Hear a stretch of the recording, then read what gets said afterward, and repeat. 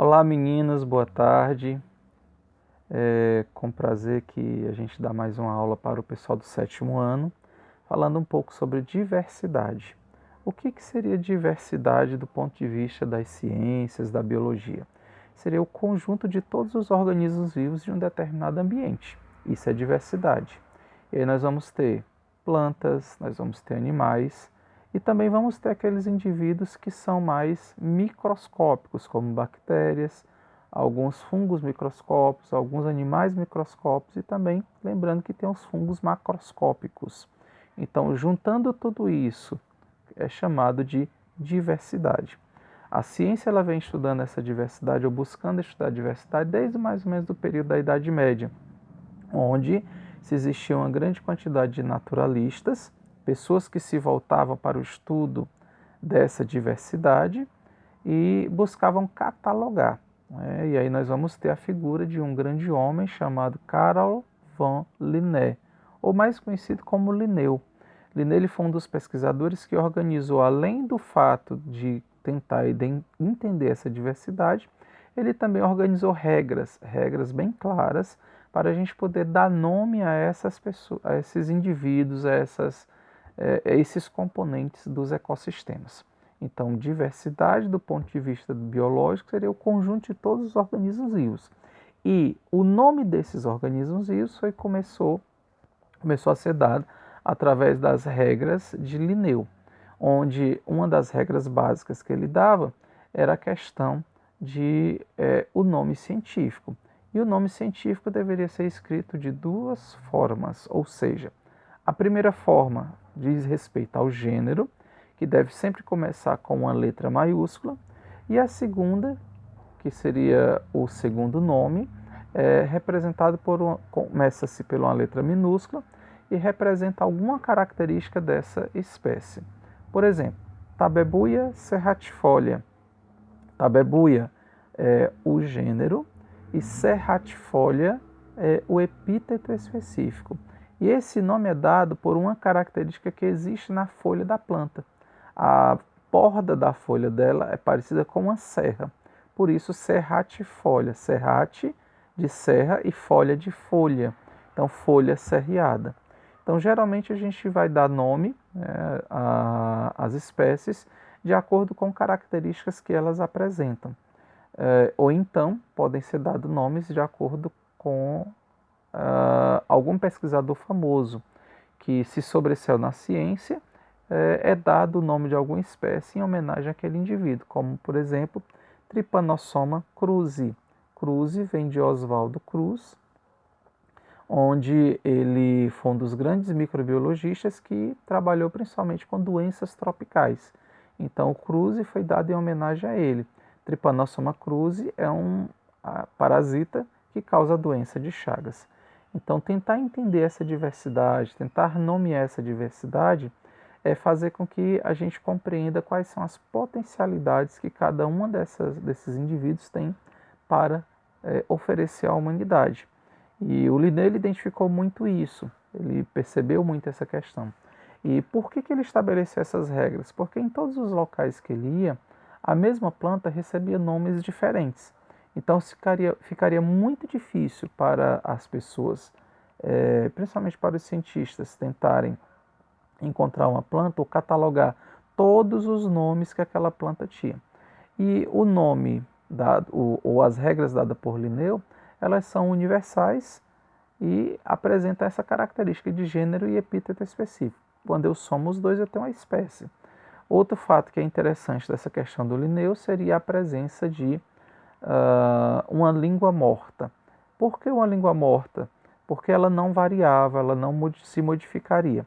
Então Linneu ele batizou, na verdade disse que a língua da ciência seria o latim.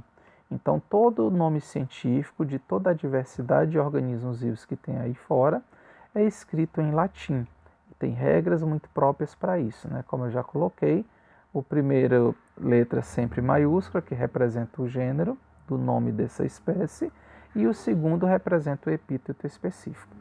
E muitos cientistas começaram a buscar identificar essas questões, principalmente no quesito de tentar classificar essa diversidade, Tanto é que hoje em dia nós sabemos o nome de muitas espécies. Logicamente que ainda hoje existem muitas espécies que ainda não são descobertas pela ciência. Muitas dessas espécies são ainda desconhecidas no seu potencial para a ciência. Vou dar um exemplo bem básico aqui dessa questão. Antigamente acreditava-se que o caju ele só servia para ser comido o seu pseudofruto. Mas hoje em dia sabe-se que a casca do caju ela também serve para infecções respiratórias, que a folha que o sumo do caju, né, depois que você faz o suco, peneira e aqueles bagaço que sobra, ele serve, se temperado como se fosse carne, ele serve para fazer sanduíches, fazer carne de hambúrguer, carne moída, enfim, uma série de coisas. E tudo isso se dá pelo conhecimento dessa diversidade. Conhecer a diversidade e os potenciais que elas têm a nos oferecer fazem parte do trabalho dos cientistas. Hoje em dia, estamos estudando principalmente muito a questão do coronavírus, que é um organismo, embora não seja considerado um organismo vivo, porque para ser organismo vivo ele obedece a algumas características. Primeiro, ele precisa ter uma composição química definida, ele precisa ter um metabolismo, ou seja, reações químicas internas próprias, ele precisa ter sensibilidade, ele precisa se reproduzir, quer seja por uma reprodução assexuada, ou seja, uma própria divisão desse organismo, ou uma reprodução sexuada, quer seja ele compartilhando o material genético com outra espécie, quer seja também a questão de evoluir. Então, o vírus ele não tem essas características todas. Ele até tem uma composição química muito simples, ele tem características de evolução, mas ele não tem os outros atributos que fazem com que a gente classifique um organismo como vivo. E um detalhe muito importante, uma vez que o vírus ele entra no corpo de um organismo, ele é um parasita obrigatório. Ele não consegue viver se não for parasitando. Fora do organismo humano, ele sofre um processo de cristalização. Então, logicamente, o que vai acontecer é que, como o vírus não é um organismo vivo, então nós vamos ter aí, tá certo, que ele consegue somente parasitar cada um de nós, embora faça parte dessa grande biodiversidade de organismos que nós conhecemos. E o coronavírus ele não está longe, né? Ele começa inicialmente como se fosse um vírus bem simples, mas que ataca os seres humanos, prejudicando principalmente os pulmões, aí causando uma espécie de pneumonia muito grave. E é interessante que é um organismo extremamente perigoso, por isso que a gente está batendo muito nessa tecla. Fique em casa, lave constantemente as mãos, aprenda a tomar mais banhos por dia, reforce as suas defesas no sentido de tomar mais sucos, principalmente sucos de frutas naturais, não de polpa, mas de naturais mesmo da própria fruta. Por quê? Porque uma vez que nós conseguimos reforçar o nosso sistema imunológico, ele vai agir muito mais fortemente contra o ataque desses micro-organismos.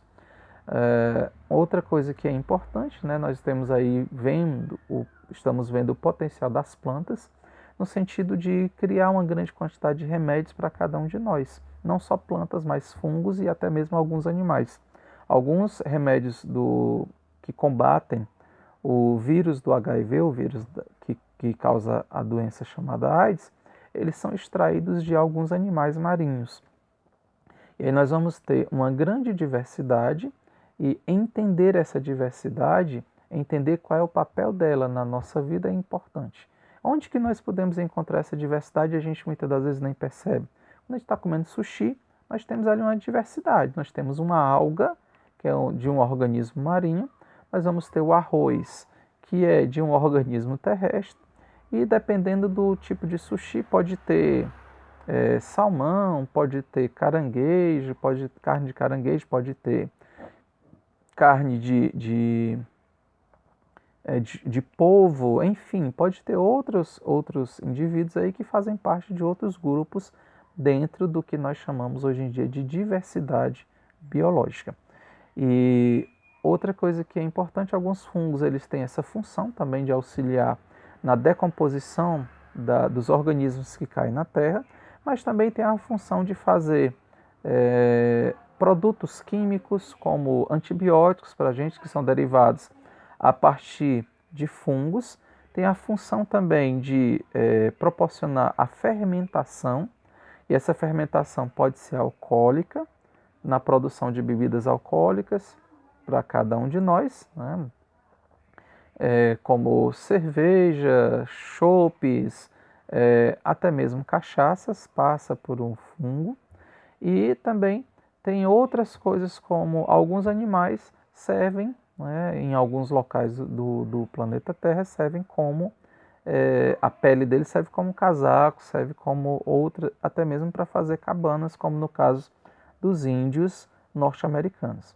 Então nós estamos percebendo que conhecer essa diversidade biológica é importante, mas mais importante do que conhecer essa diversidade é saber qual o potencial que ela tem no sentido de nos ajudar a vivermos aqui na Terra.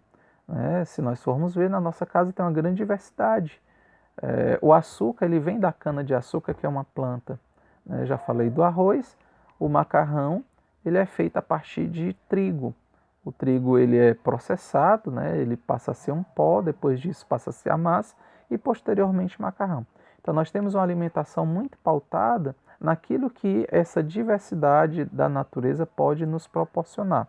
O frango, que é a nossa carne, ou o animal, o boi, a cabra, sei lá, qualquer tipo de carne que nós venhamos faz parte de um outro organismo vivo. E isso tudo faz parte dessa grande biodiversidade.